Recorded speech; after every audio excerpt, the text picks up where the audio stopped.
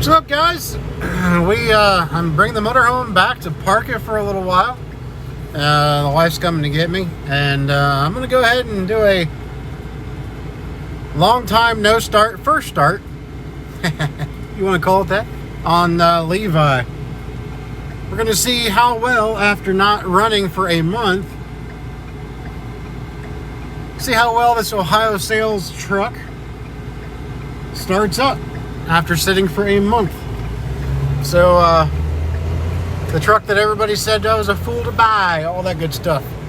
We'll see what it does. Like I said, I haven't started it since, it's been over a month now, I think, is the last time I ran it. So let's just go ahead and see how it starts. I'm hoping the battery, if anything, I feel like that's going to be the only issue I have.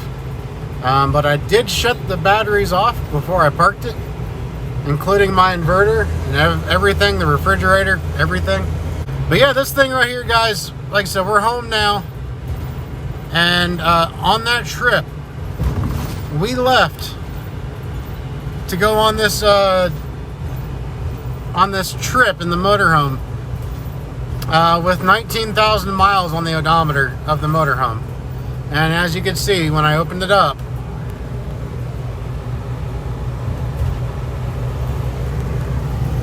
we've gone over 5,000 miles in a month in the motorhome. That doesn't include all the driving we did in the Jeep once we were at campsites and things like that.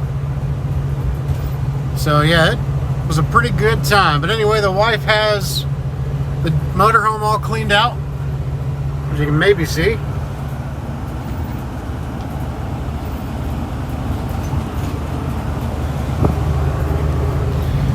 Now we're just heading to drop this thing off.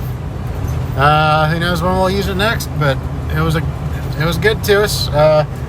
Check engine light came on one time, and it does it from time to time. It's 0420, which is a catalyst code read by the downstream O2 sensor. And I'm thinking, like, I've had that code before on here, and I just threw some, like, this stuff called cataclean in it, and it went for a couple of years and didn't throw another check engine light. So I did that again and haven't had another check engine light since. So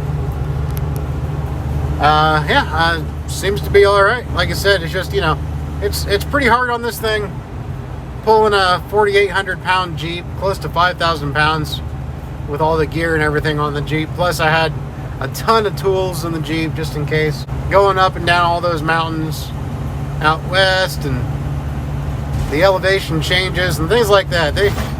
All that stuff can play a pretty big part in the performance of these things. So but yeah, it's been good ever since, and it didn't affect the performance when the engine light came on. But I just don't like engine lights on. It just kind of bugs me, you know.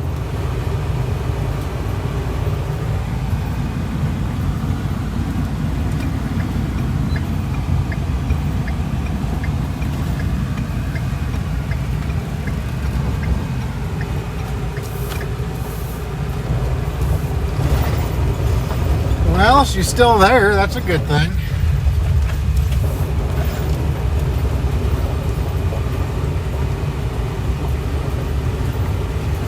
All right, she's looking pretty. Just go ahead and check the oil real quick. Start her up. Make sure all the tires are still holding air. All righty, good.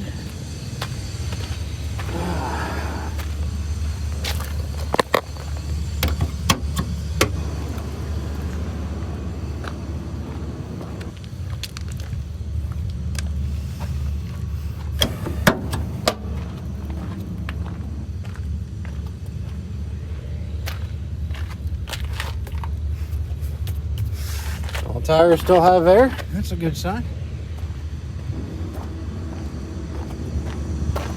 Try to do this kind of quick before the wife gets here.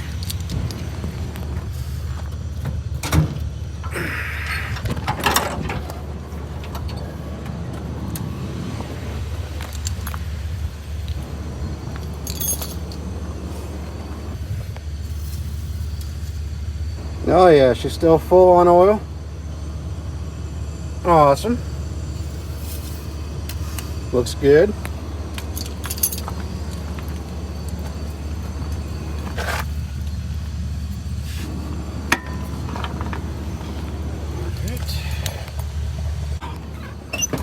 Woo, it's warm in here, that's for sure. Dang. Alright.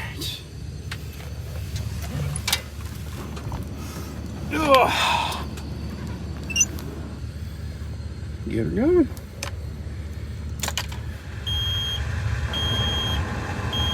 Oh, we got a pretty good amount of fuel. That's good. Holy cow.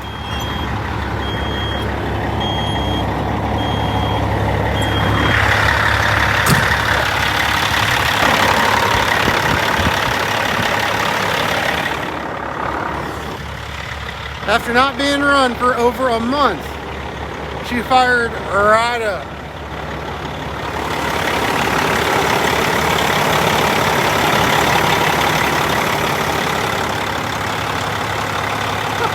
Look at the spider web.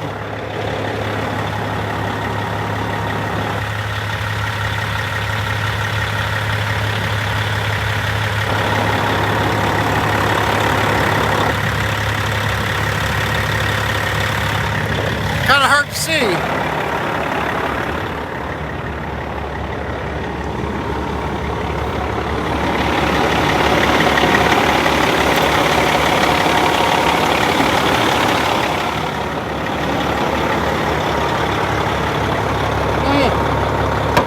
She sounds good too. Sounds really good.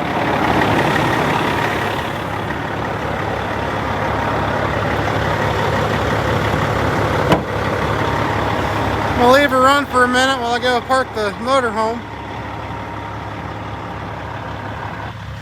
Let the airbags get all aired up.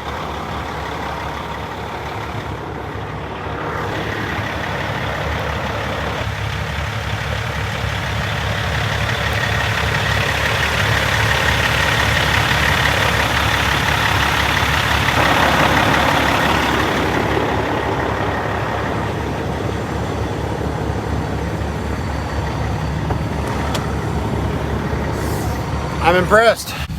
Like I said, it's been a minute. Last time I drove this was over that video where I was complaining about that XPO load canceling on me. That was the last time this thing drove. So the fact that it started up as easily as it did, that's no, it's impressive as far as I'm concerned.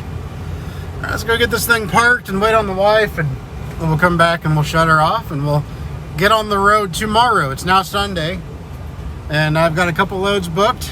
Yeah, I've got some news later on this week I will disclose. You guys will just have to stick around and see what that news is going to be.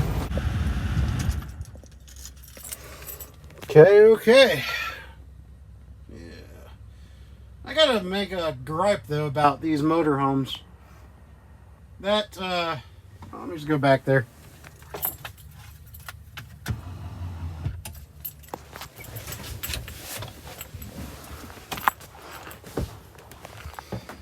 This crap right here.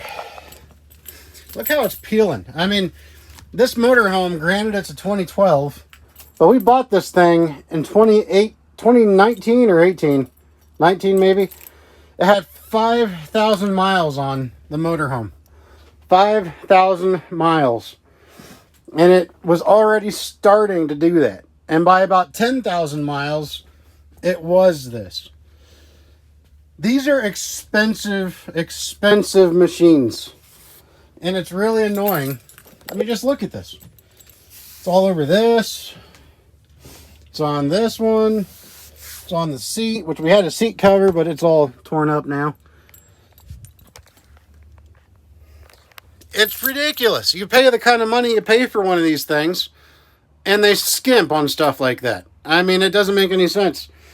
This is not something you spend the money on because you have to. You spend the money on it because you can and you want to. You want to make camping more comfortable for the family, things like that. So the least they can do is put a slightly better material grade in here. I get it, it's all about keeping weight light. But come on, you know? This thing brand new retails for over 100 grand. We didn't pay that. We paid a little more than half of that. But, I mean, it's just insane. So, yeah, it's just kind of a gripe that I have. They cut so many corners. Like, even right here, look. That carpet, the flooring.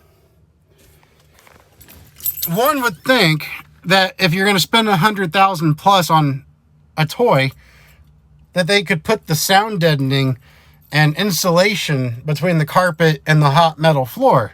But no, they don't, and they still don't. Even for even today's models, they don't. They don't put the metal. Sorry for the close-up, DeVille. They don't put the metal or the insulation between the carpet and the metal. So not only is it loud, but the floor gets super hot right here.